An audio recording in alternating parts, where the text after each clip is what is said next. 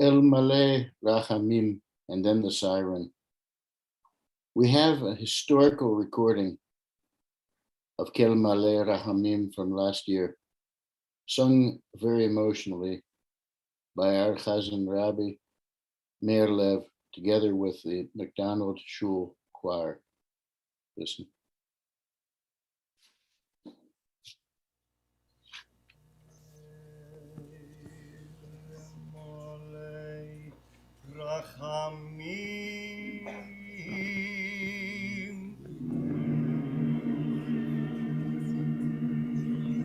שולחן במרומים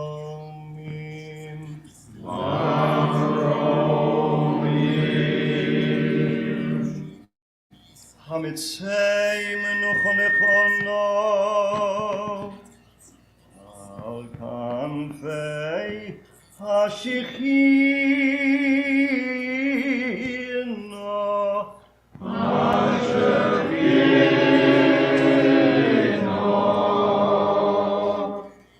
במהלוס קדושים וטהורים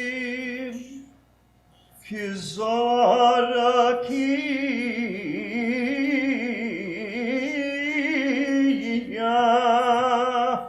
מאירים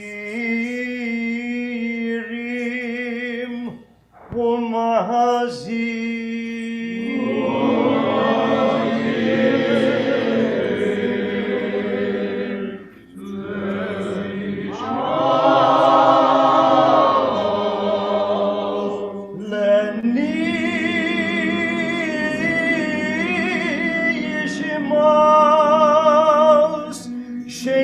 מיליוני היהודים חללי השוב אירופה שנהרגו שנשחטו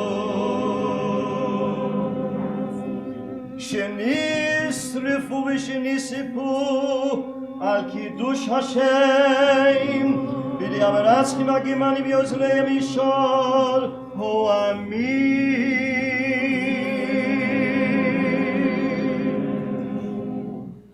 בעבור שכל הכל מספללים לעילוי נשמותיהם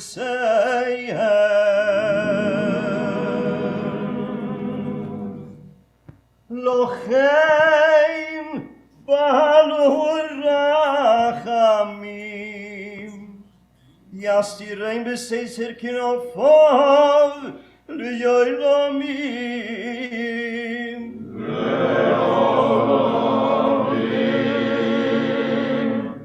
ויצרור יצרור חיים אס נשמותיהם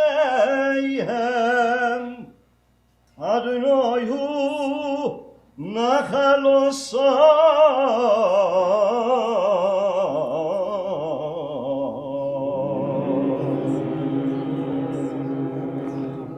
בגן עדן תהי מנוחסם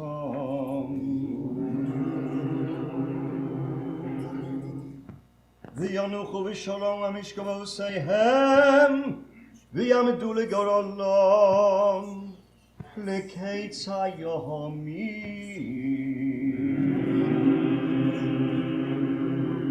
ונאמר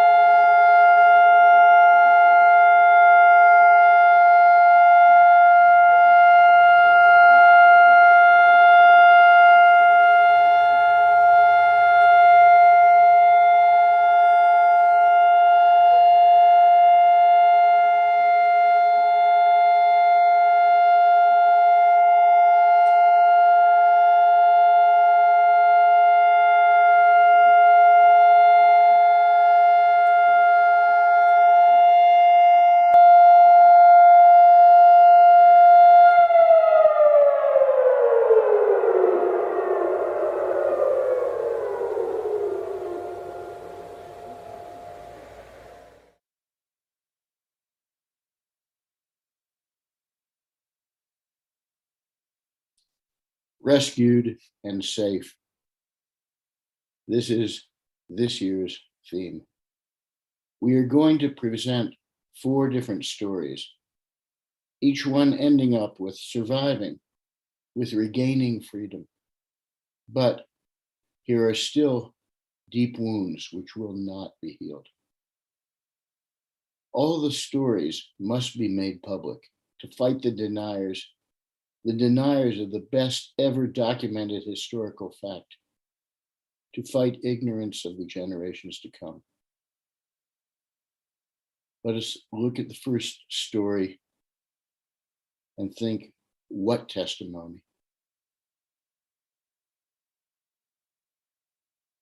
This is the story of Sulla Newton Katz. The film is based on her own personal and moving account of her life during the Second World War. The producers wished to emphasize that her terrible, agonizing odyssey could not be illustrated with personal pictures. There are simply none to see. Their decision was, therefore, to use contemporaneous footage and photographs to best illustrate the brutal environment in which Sulla was forced to live over those many dreadful years.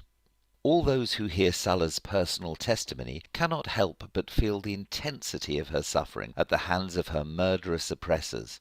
Together with countless other inmates, Sulla endured her pain in silence, hoping and praying for a rescue that for most came too late. On a sunny morning in Netanya, listen to the song of a true survivor. It's a happy song, and Sulla enjoys singing it. It's in Yiddish, which most people understand is not simply a language, it is a culture within itself. Yiddish embodied the Jewish way of life, Sulla's former way of life. Jiddisch redt sich also schön, Jiddisch hat Mulechein, Jiddisch redden Tates, Sabes, Weibes, Babes, Ader aber sucht auf Goyisch, sucht git Schabes. Jiddisch redt sich also gering, Jiddisch legt sich auf der Zing, was teug mir le Scheunis von allen meine Säunis. Weil Jiddisch redt sich so schön.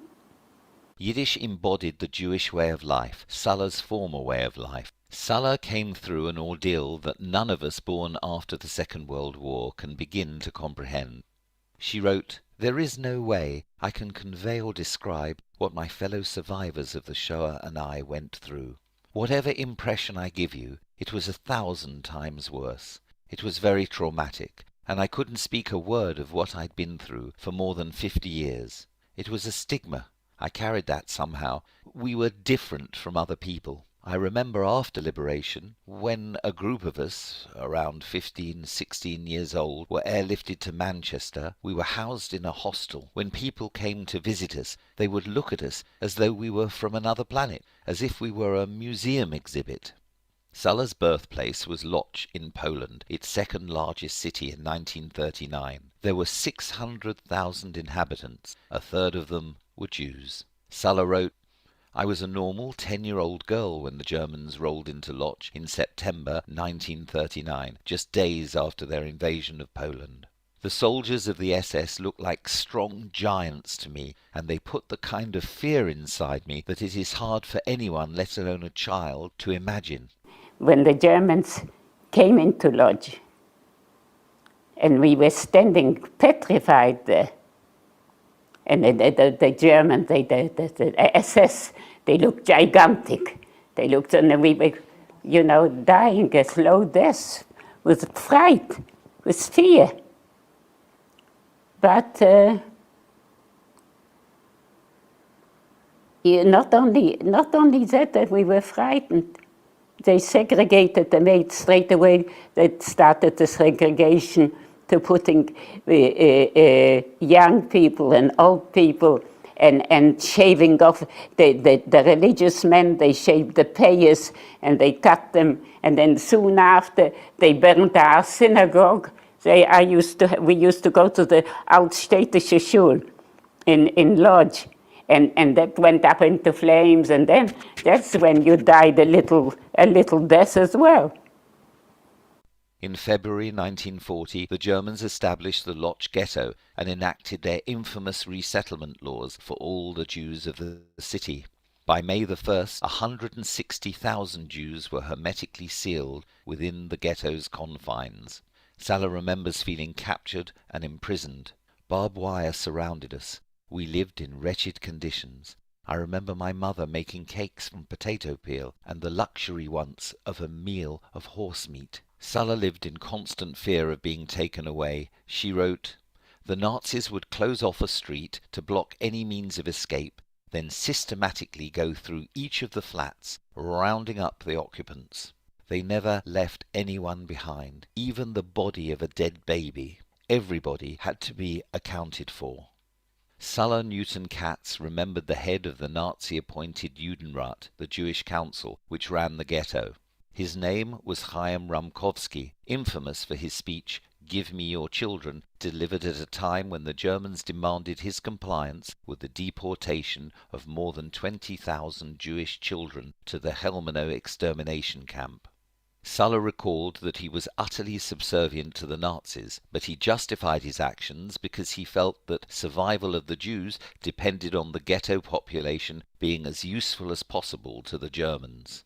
To this end, Ramkovsky enacted laws that demanded that every ghetto dweller over the age of 8 must be employed in workshops manufacturing the needs of the ghetto. Shortly after, the Jewish slave population made everything from army uniforms to munitions for the German forces. Salah worked as a runner in one of the tailoring factories right until her deportation 4 years later to Auschwitz in 1944.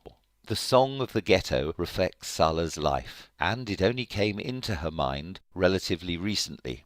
It speaks about Chaim Ramkovsky and how he cares about the ghetto. Instead of letting his people down, he arranges jobs for them and finds many other ways to ease this indescribable ghetto life. Ramkovsky Chaim, geht ins Kleim, geht ins Gruppen und geht in Mann. Verzeihten all mich kein Mut nicht gegessen, mein Hein, das mein jeder eine Mann. Ramkovsky Chaim hat getracht, gearbeitet schwer, Tag bei Nacht, gemacht a Ghetto mit a Dietto und schreit sehr in sehr Acht. Ich fuhr kein Palästina, dorten ist eine goldene Medina. Ich will kischen die Mesise, wenn die Levune scheint. Ich will sich teufeln in die Mikve jeden Tag, singe die Tikva. Ich will pflanzen Pomeranzen, es wird sein allerlei. Ich will während unseren die Gehele, Benchnesri kischen der Twile. Ramkovsky wird doch sein, unser Freund, es wird seine Gedille allerlei. Although the Lodz Ghetto's Jews were a free and productive resource for the occupying Nazi government, the Germans were divided as to whether Jews should continue to exist at all. The ghetto was killing Jews through disease and malnourishment, but not fast enough for many Germans. Almost 43,000 Jews had died in inhuman conditions since the ghetto was established until its final liquidation 4 years later. Salah Newton Katz was deported in 1944 when the ghetto was liquidated. Salah writes, "I was in one of the last groups to be deported to Auschwitz along with my mother and brother. We were transported in August, just days before my 15th birthday. I recall clearly being bundled into trucks and taken to a train station that I did not recognize. From there we were crammed into closed cattle trucks that stank of stale air and urine. After a nightmare journey lacking air, water, and food, the living crushed against the dead, they arrived at Auschwitz, the cruelest man-made hell of modern times." You couldn't think about that. Because what you came, when I arrived in Auschwitz, what you saw, you couldn't. I'll never forget that scene. I'll never forget the bright lights and the Germans and everybody running and the segregation and the dogs and the music. And then I had a young brother who was taken from me straight away. The one that you've seen on the pictures, my older brother. And then we were on the same side. My mother and I, we were on the same side. They let us go on the same side. But they did another segregation when we got into the bath. And that's when they took her away. And me, and I'm not going to cry now. And then that's a thing you never forget. That's you can't ever forget. They never lost hope. We always lived with hope. We always, when we used to be taken out of the barracks in Auschwitz, and they used to tell us to turn around, and it was the most terrible experience because we had this Dr. Mengele who used to look over our bodies, and you got to go to the left and go to the right. But we never lost hope. The minute we sometimes we went out a few hundred, a whole block of women, and a few only came back. And as soon as we came back, and we hugged one another, because we were the ones who were selected to stay. Eventually, we were sent to work in Germany in an ammunition factory.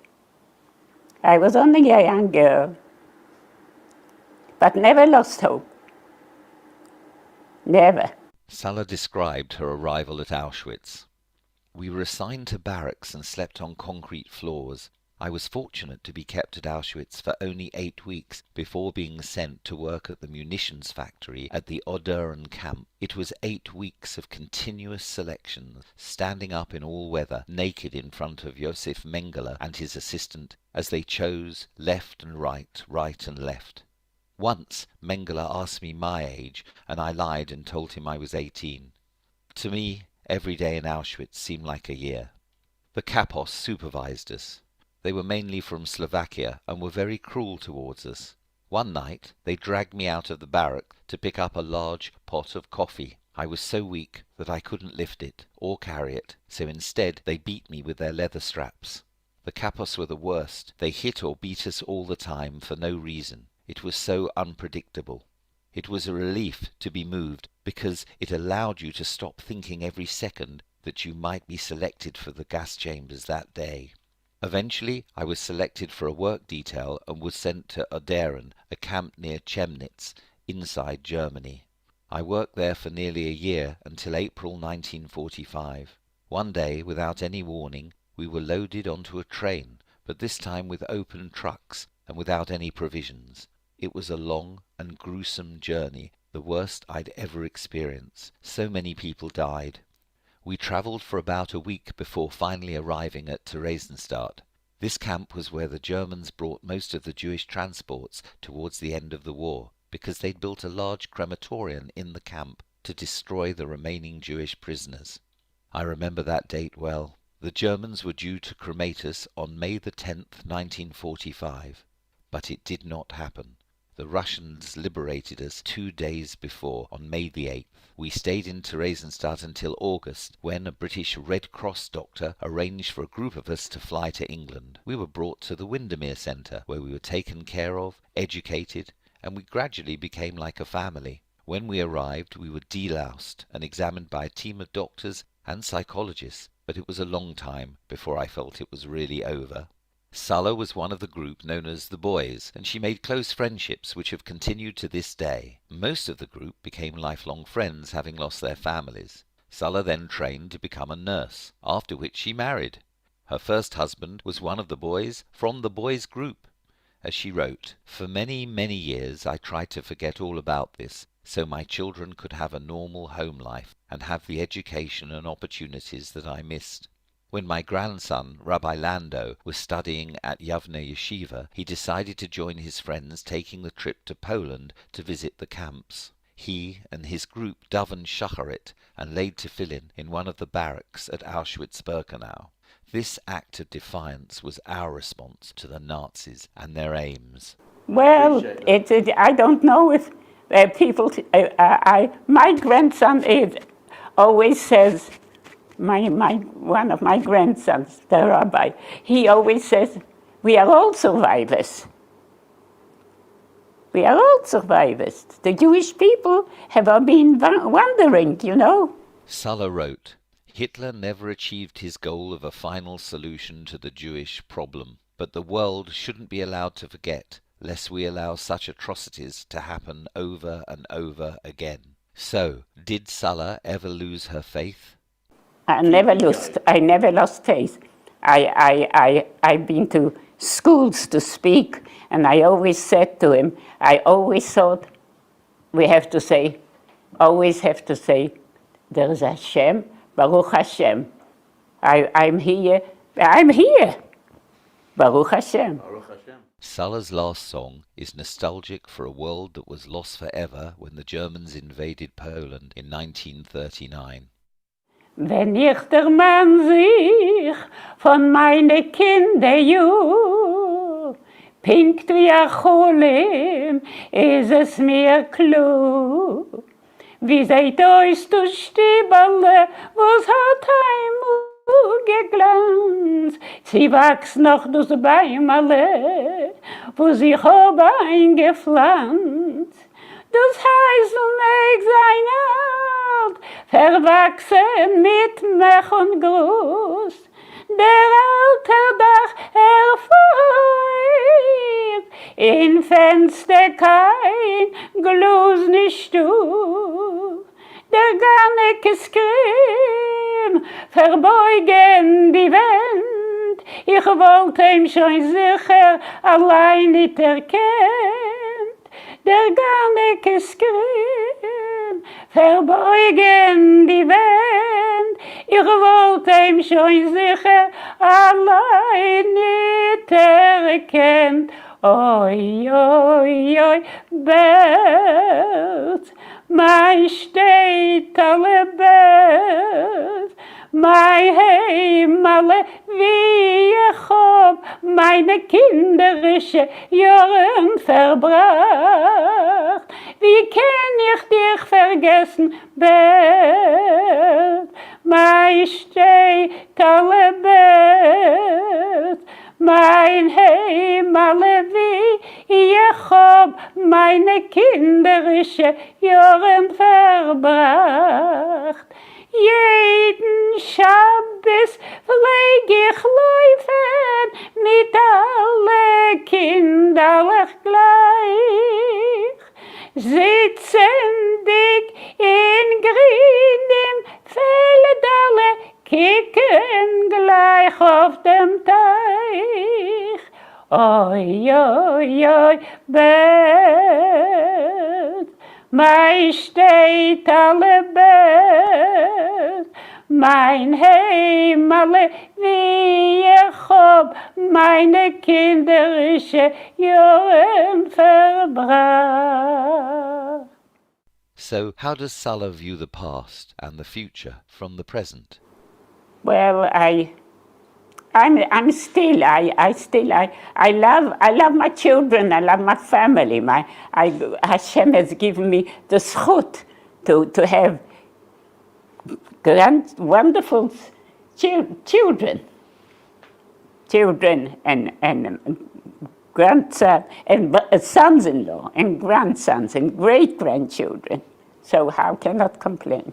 And I'm here to tell the tale. The world owes Sulla Newton Katz a debt for her personal and heartbreaking testimony. The Jewish people, the nations of the world, and all future generations must never forget what happened to Sulla and millions like her, for those who forget the past are doomed to repeat it.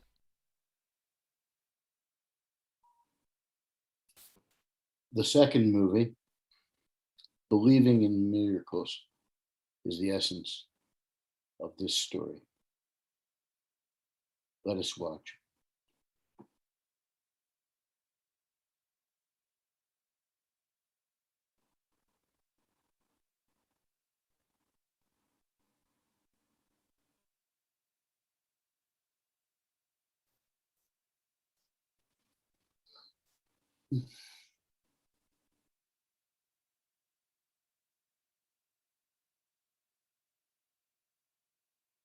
Conditions for Jews in Germany were already very precarious.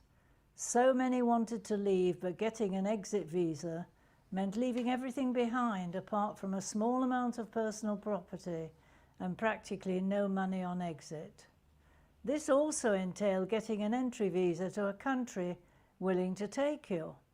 Anyone without wealth, distinction, special expertise, or sponsored had little chance. Immigration to Palestine was strictly measured and enforced by Britain, who were anxious to appease their Arab friends. This drastically cut the numbers of ordinary families wanting to emigrate, but never able to fill the full necessary regulations. In desperation, people started crossing the German border with Czechoslovakia illegally. This way, they didn't wait for visas and took as much with them as they could. It was dangerous, but for many, worth the risk. They had to climb the mountain range, the Erzgebirge, that divides the two countries, and slip through that way. For that, they needed a mountain guide, and this is where my father comes into the story.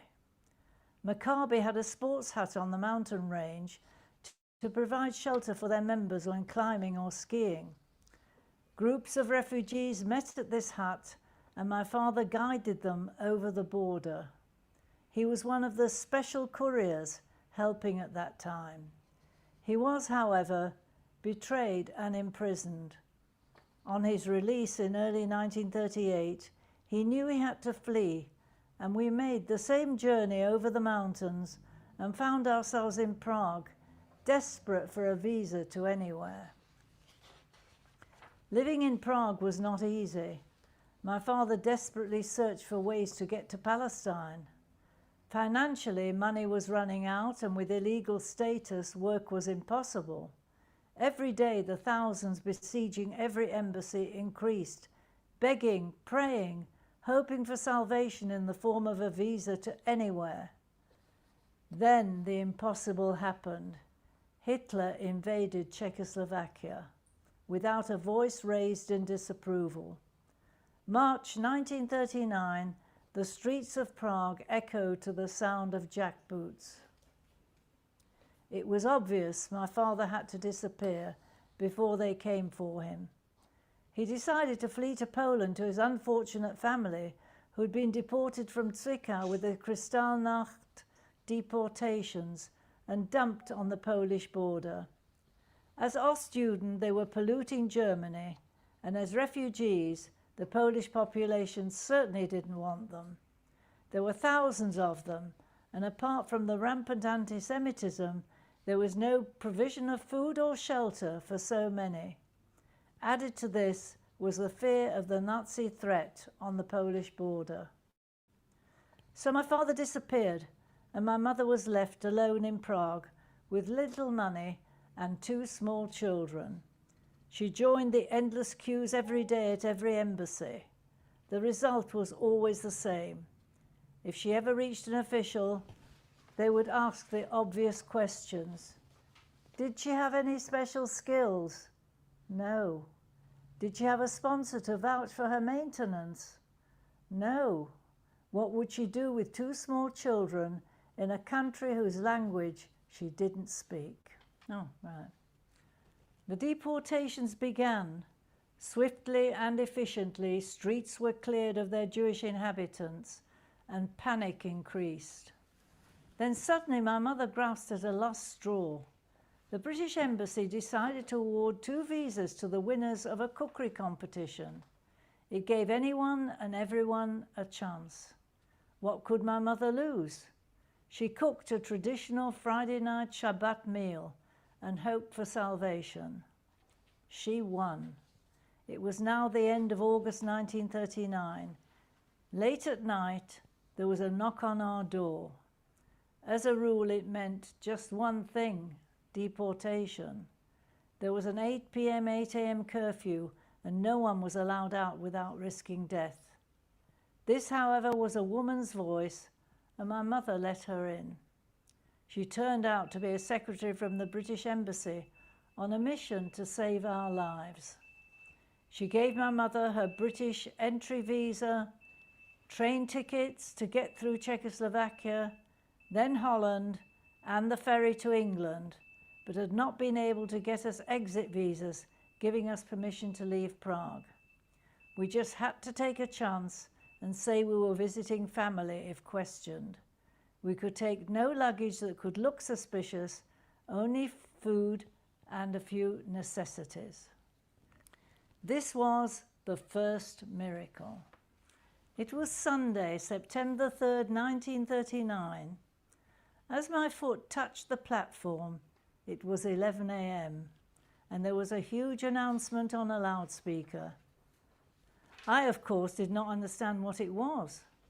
The speaker was Chamberlain, telling the British people that Hitler had invaded Poland on September the 1st and Britain had given him an ultimatum. If he did not withdraw his troops by 11 a.m. on September the 3rd, Britain would declare war. This was the case, and as a result, Britain was now at war and the gates to freedom were closed. I am speaking to you from the Cabinet Room at 10 Downing Street.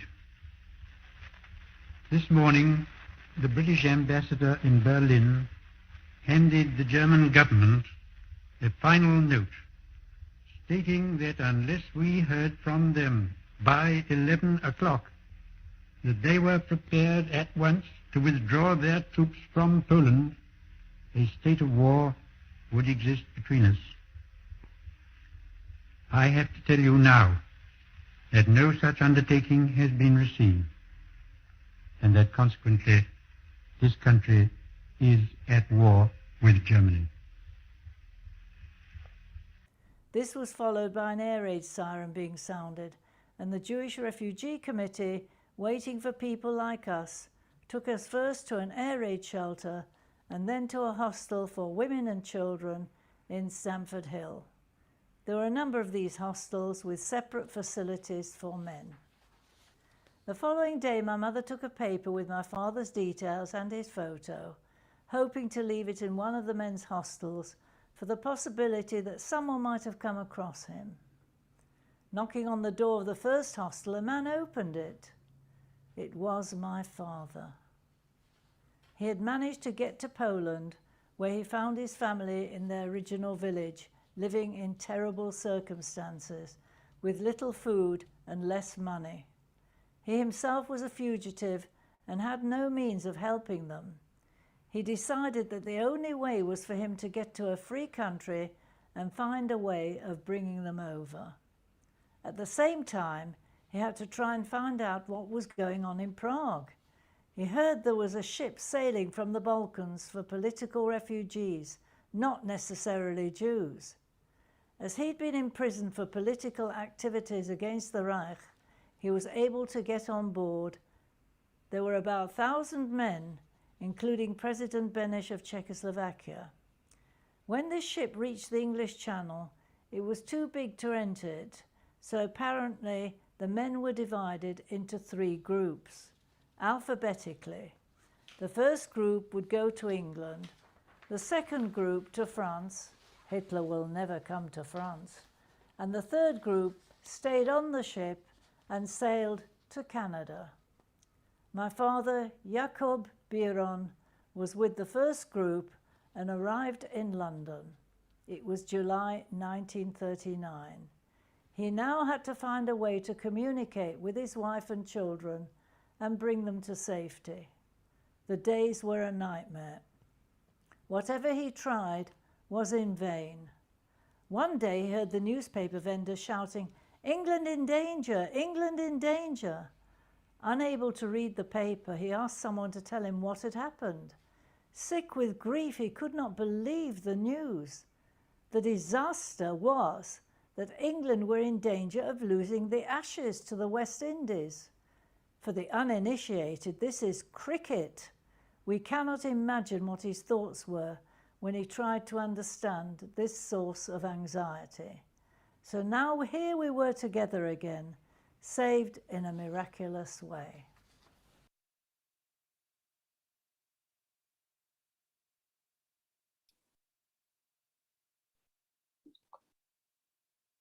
The third story. The third story. Risking their lives to rescue people in danger, especially Jewish children. Yes, there were a lot of Hasidei Umot HaOlam, righteous Gentiles, known and unknown, all over. Humanity has to thank them.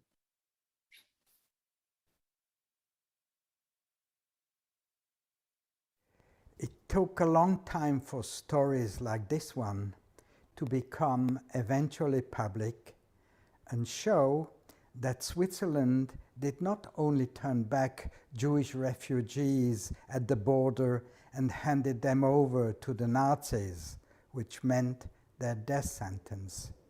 A great deal of humanity in quietly rescuing refugees, among them a large number of Jewish children under extreme, oft life-threatening conditions, is the bottom line of this amazing story my wife Monique and I were unexpectedly confronted with during our holiday in Switzerland in 2015.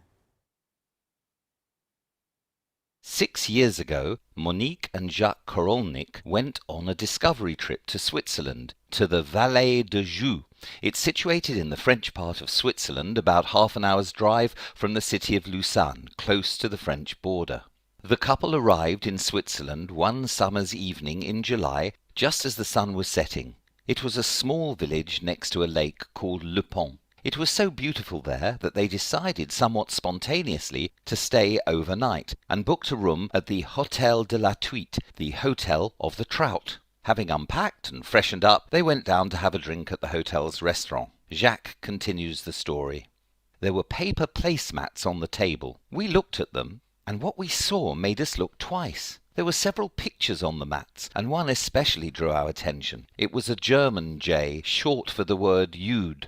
It was the J that the German government stamped on their Jewish citizens' passports to readily identify them as Jews. I thought, what is this photo doing here on a table mat, in a restaurant, in the middle of Switzerland, in the middle of nowhere? The couple examined the other pictures more closely and read the text on the larger one. It read like this: Welcome, in commemoration of the Schleppers of the Riso. During the Second World War, a handful of brave, selfless local citizens smuggled many people with documents through the Riso forest. Their acts of bravery are part of the history of our region. Out of modesty or fear of negative reactions, these heroes have often remained quiet and in the shadows. The Korolniks realized they'd stumbled by chance upon a little-known piece of history, that these table mats were produced telling the story of an area during the Second World War, the true tale of the courageous women and men who risked their own lives and those of their family to collect Jews and other people in danger across the border in German-occupied France. Acting as guides, they had smuggled men, women and children to the safety of neutral Switzerland. Monique takes up the story. We inquired at the hotel about this totally unknown and unbelievable story. They gave us a leaflet with more details and showed us the small exhibition that was on permanent display in one of the hotel's dining rooms. There were all sorts of things there, including the original climbing tools, people's personal possessions, warm clothing, etc., and skis. Why skis? Because we were told many of the rescue operations took place during the winter, when the Valais area is covered in snow and is one of the coldest regions in Switzerland, with temperatures going as low as -30 degrees. The hotel also told the Korolniks that there was a small monument opposite the hotel on the promenade by the lake, which was erected just 7 years ago in 2014. The monument itself takes the form of a hollow hexagonal column. The same message is translated into 6 languages, one on each side of the column, in French, German, Italian, English, Japanese, and Hebrew. It says,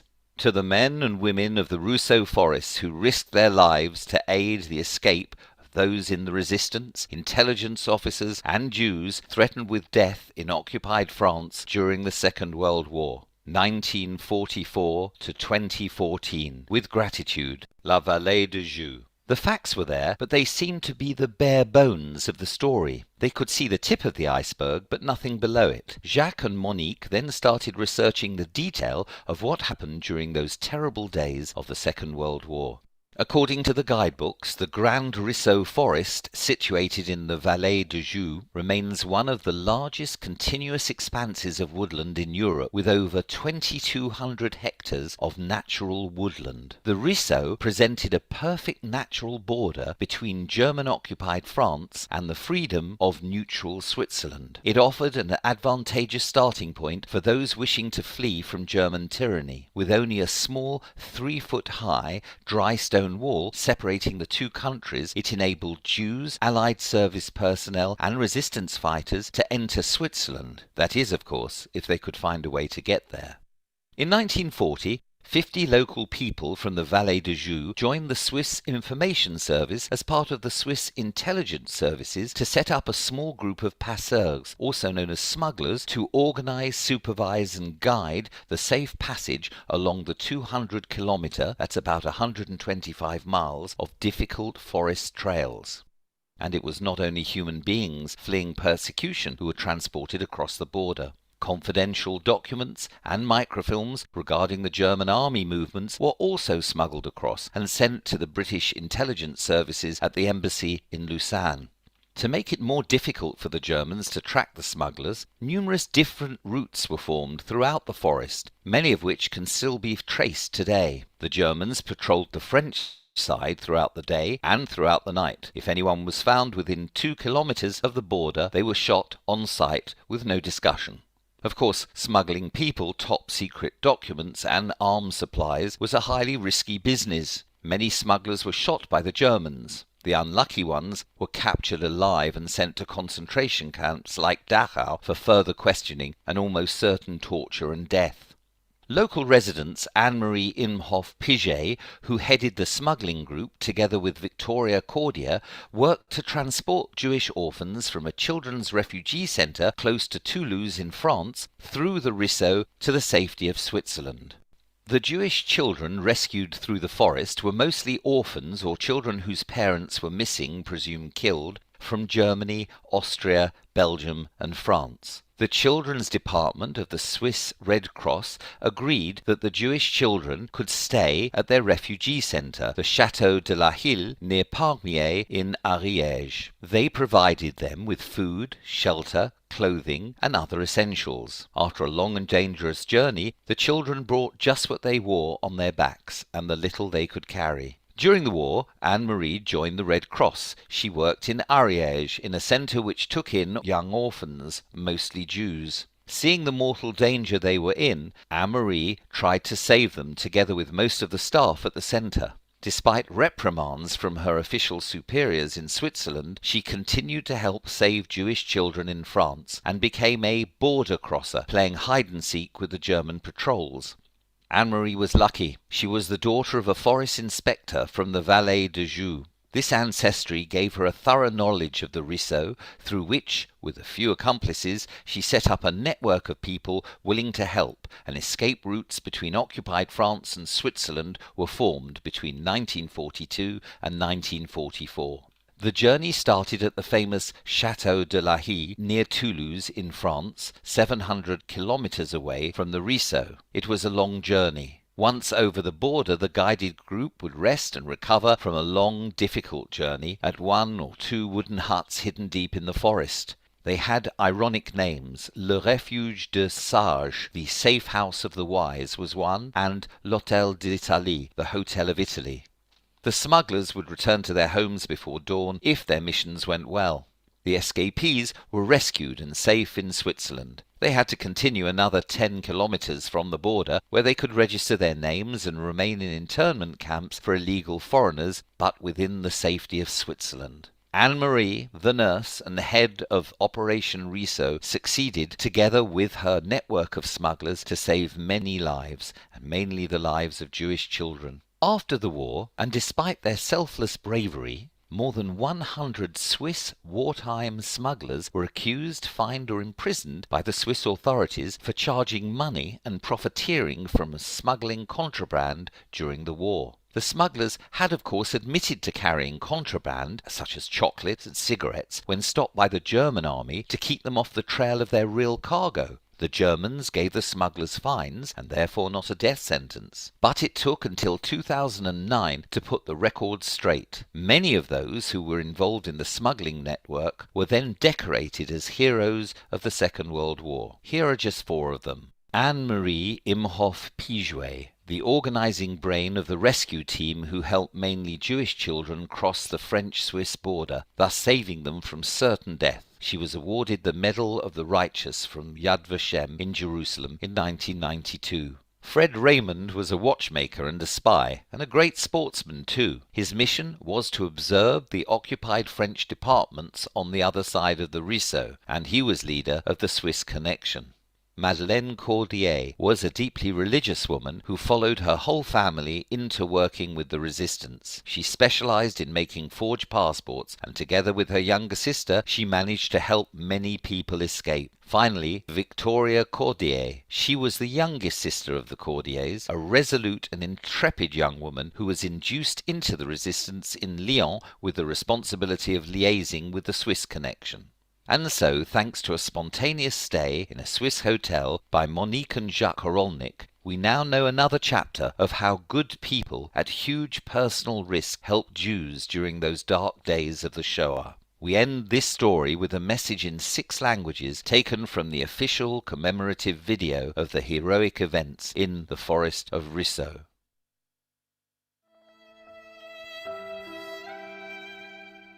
Aux passeurs de la forêt du Rizou qui ont risqué leur vie pour aider à se réfugier en Suisse des résistants, des agents de renseignement et des juifs menacés de mort en France occupée pendant la Seconde Guerre mondiale.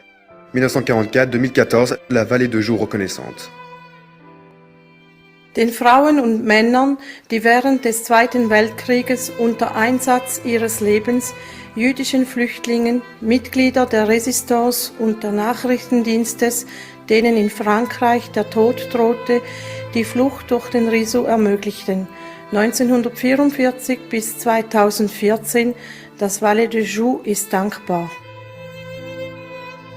To the men and women of the Rizou forest who risked their lives to aid in their escape, those of the resistance, intelligence officers, and Jews threatened with death in occupied France during the Second World War, 1944-2014.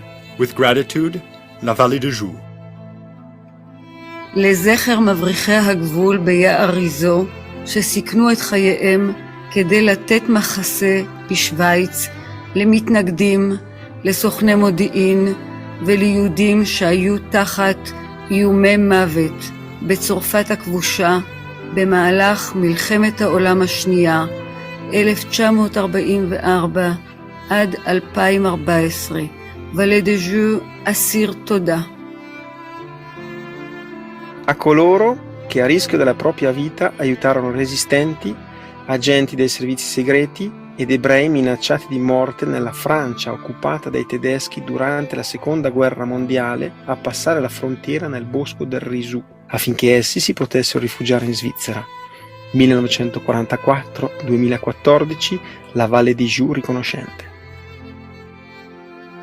在第2次世界大战期间，有一群男人和妇女，他们曾经冒着生命危险帮助那些被追杀的抗战人士、情报员和犹太人，从当时被德军占领的法国穿越黑如森林边境到瑞士避难。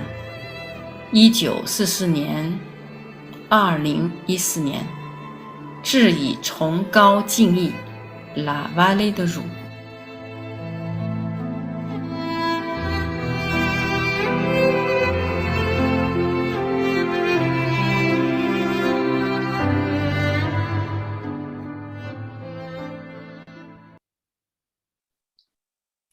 Our 4th and final story brings us to the harbor of lost hope, the springboard to freedom.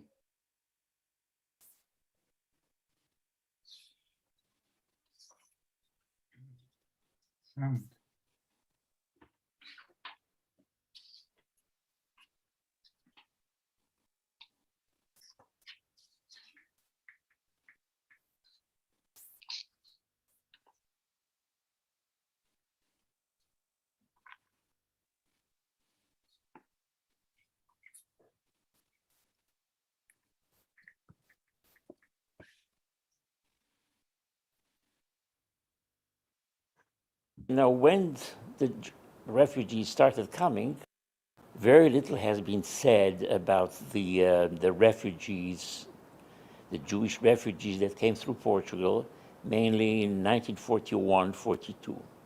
Actually, they started coming to Portugal already in 1933, mainly from Germany. My father at the time, he was invited, an Ashkenazi rabbi, young rabbi, 28 or 29 years old, to come to Lisbon.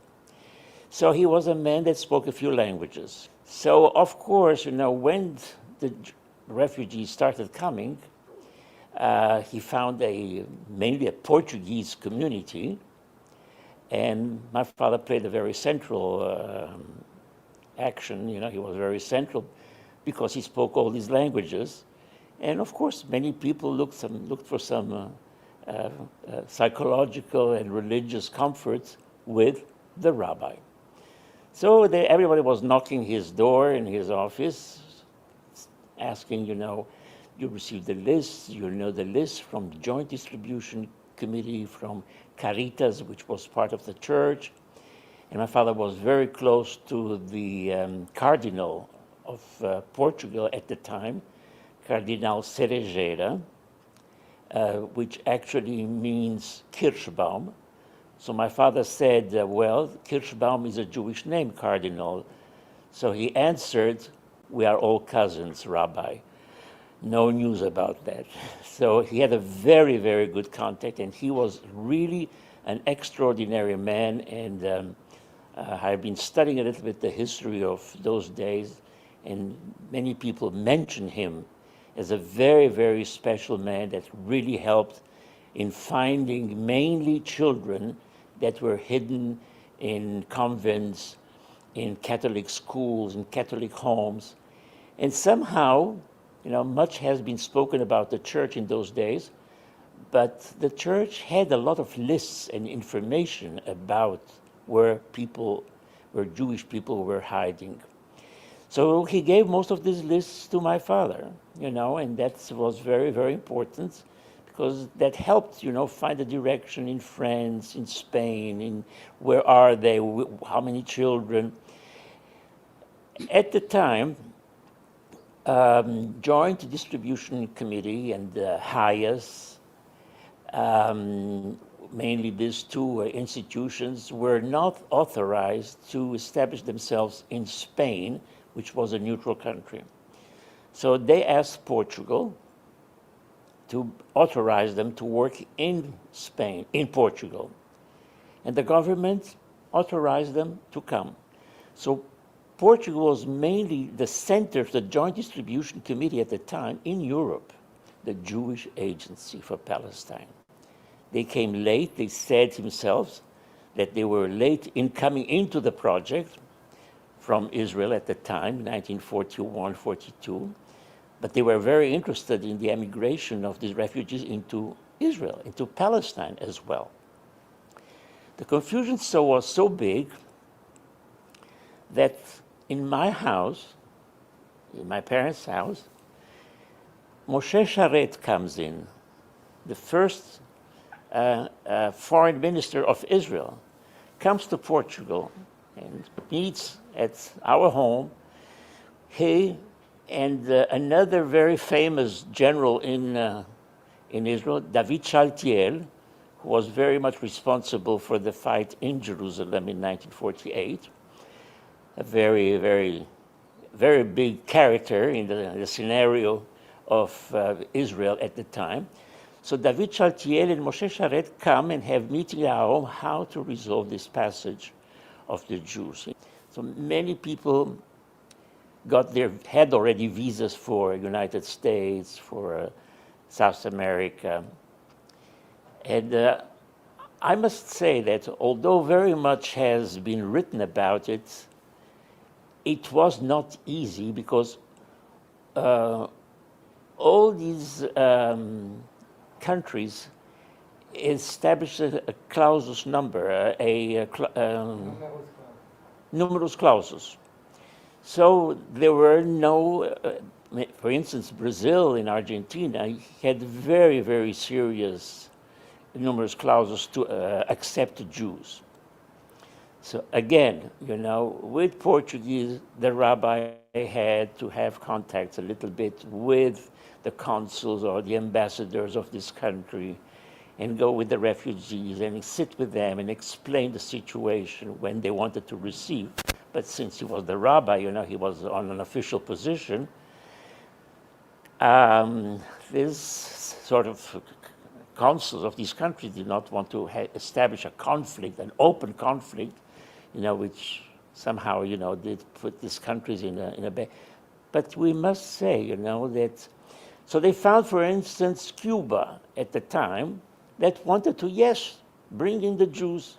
And there were some other countries in South America, and Canada was very willing. But the big objective of the refugees was United States, and United States was very, very difficult.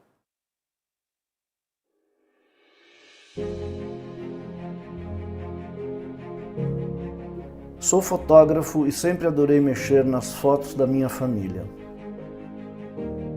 A minha família, originalmente, ela veio da Galícia, o que hoje em dia é a Ucrânia. Eles passaram alguns anos em Portugal, justamente durante a Segunda Guerra Mundial. Em 1954, eles se mudaram para o Brasil. Eu sou brasileiro, nasci no Brasil. Somente escutei as histórias sobre a guerra, o Holocausto, histórias da minha família, histórias de outras famílias que tentavam fugir para a América do Norte, para a América do Sul, via Portugal. O meu avô já era rabino em Portugal. O meu pai sempre falou muito do período que eles passaram em Lisboa e de como o povo português ajudou a salvar diversas famílias, não só de judeus, como de intelectuais, artistas e outros perseguidos pelo regime nazista. No período do Holocausto, que vai de 1933 a 1945, Portugal se tornou um centro importante em termos judaicos e certamente em relação aos refugiados judeus.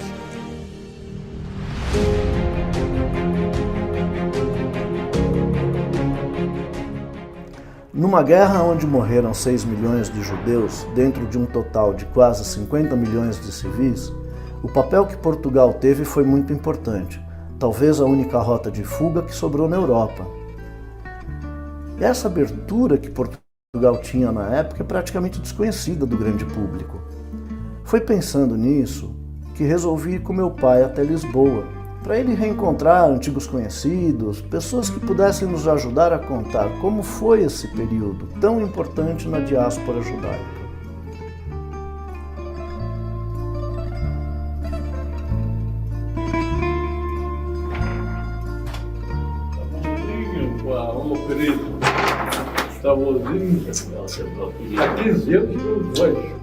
A comunidade portuguesa, pequena como era, foi extremamente receptiva. Acho que, sem desmerecer qualquer pessoa que eu me lembre, as casas estavam abertas para os refugiados que chegavam, eventualmente, sem condições de pagar hotéis ou qualquer outro lugar de alojamento.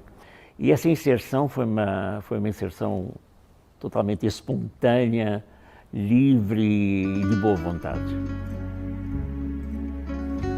Na verdade, Portugal não era um país de exílio, as pessoas não podiam ficar cá, a não ser algumas que acabaram por ficar, que arranjaram a maneira de ficar, mas a política governamental naquela época era país de trânsito, era como alguns chamaram uma sala de espera. E conhecia ainda imensa gente que tinha recebido refugiados em casa, que os pais tinham trabalhado na recepção aos refugiados, no apoio. Tinha muita gente entrando e saindo. Pessoas que nós nem sabíamos de onde vinham, nem quem eram, mas vinham tomar banho, vinham comer, vinham descansar, vinham dormir, vinham falar com a minha mãe, vinham pedir conselho. Enfim, era uma verdadeira estação de trem. We crossed the Pyrenees Mountains by foot, on foot. They got us to Spain, to Barcelona, until they were able to put us on a train that took us to Lisbon. And I gather that this is the picture of our arrival to Lisbon. Ali eles levavam uma vida normal e volta e meia vinha o rabino Mendel de Zendruck de Lisboa, se encontravam com eles, lhe davam um apoio moral, certamente passava também o Shabat. Portugal não gastou um tostão com os refugiados aqui. Foram os judeus americanos, nomeadamente, que financiaram. Agora, a nossa comunidade teve um papel muito importante e muitas vezes não se fala nesse papel. O apoio que era preciso dar aos judeus era um apoio solidário das famílias, não eram só das instituições. E então eu vivia esse ambiente de pessoas expulsas das suas terras que procuravam um mundo melhor. Mas por várias razões também históricas, não se sentia o antissemitismo em Portugal e muito menos o antissemitismo racial, tal como ele era sentido na Alemanha nazi. Só para dar um exemplo, um judeu português era primeiro um português. Depois tinha uma religião minoritária num país onde a religião maioritária era o catolicismo. Aquilo que nós vemos hoje aconteceu há 80 anos. As pessoas têm medo do outro, têm medo daqueles que vêm de fora, têm medo de outras culturas, de outras pessoas que eles não conhecem, da instabilidade que podem provocar, da concorrência aos empregos. O que me impressiona é que a história está se repetindo. Talvez sem guerras declaradas, ondas de refugiados estão de novo cruzando o mundo para escapar de ódio e de miséria. E assustador é ver manifestações antissemitas voltarem a acontecer nos dias de hoje.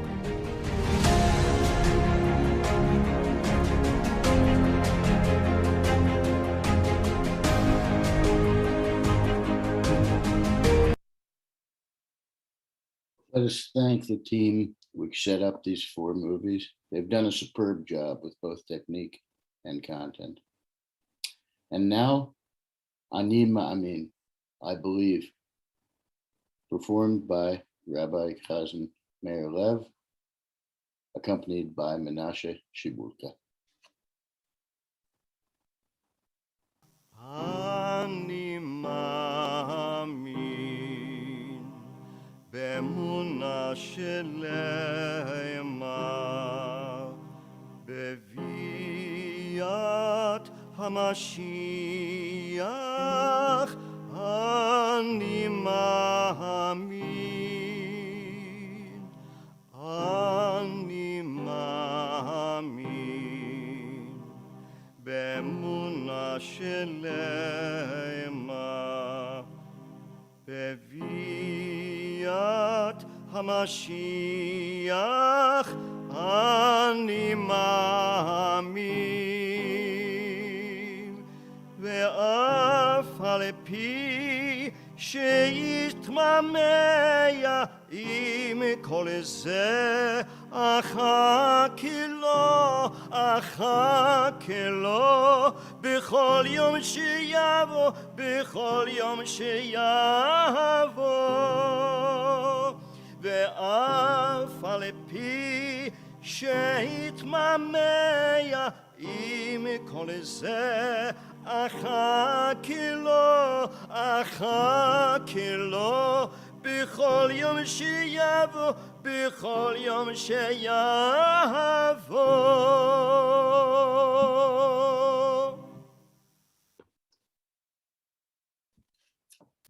We shall now close the video portion of the event with a historic recording of Hatikva as sung by the inmates of Bergen-Belsen on the first Erev Shabbos of their liberation.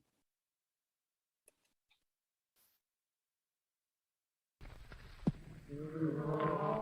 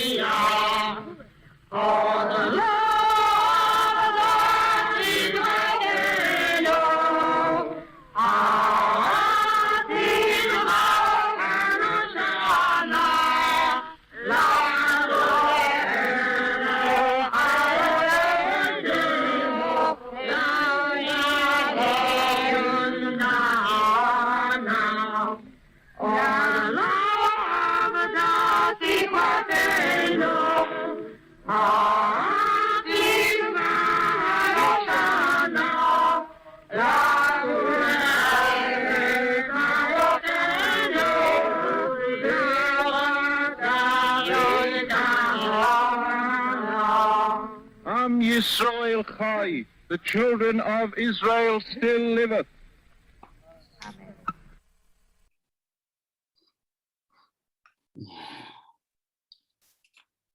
The closing and thank you address will be given by Graham Nussbaum of Young Israel. Graham, please. On Yom HaShoha, one's emotions run riot. How could a so-called civilized nation have carried out such a heinous crime against the Jewish people? How could the world turn its back on the Jews, condemning them to near certain death? How could countries where Jews had lived for centuries become partners in the so-called final solution? The survivor's testimony that I heard some time ago etched in my mind the following.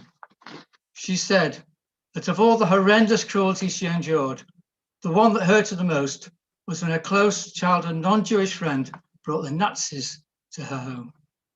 The ultimate betrayal. Following these painful emotions comes the uplifting emotion of gratitude that we have and live in the state of Israel. Yes, we argue a lot with each other, especially our politicians, but when it really, really matters, we will absolutely certainly protect each other without a doubt. Such a comforting reality.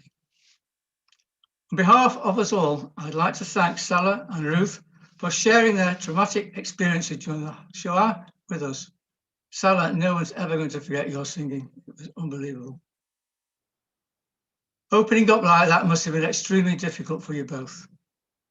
Thank you, Monique, Jack, and Elkanan, for your amazing stories of rescue. And thank you to those who put together this excellent, thought-provoking, emotional reminder for Yom HaShoah, a day on which we have an obligation to remember. Thank you, Graham. This ends our year's Yom Shoah Zoom event. Thank you for watching, and thank you for spreading the word about these unbelievable stories you have just heard. Another important announcement, tomorrow at 9:45 a.m., the Henry Kur Judaical Library will organize the traditional Holocaust lecture this year on the topic of the Bolivian Schindler, this time on Zoom. Leslie Port and I will give the lecture. You can find all the Zoom details on the Yom HaShoah program, on the mails you've received, and on the websites of both shuls. All of the videos will be available on our website. Goodbye and good night.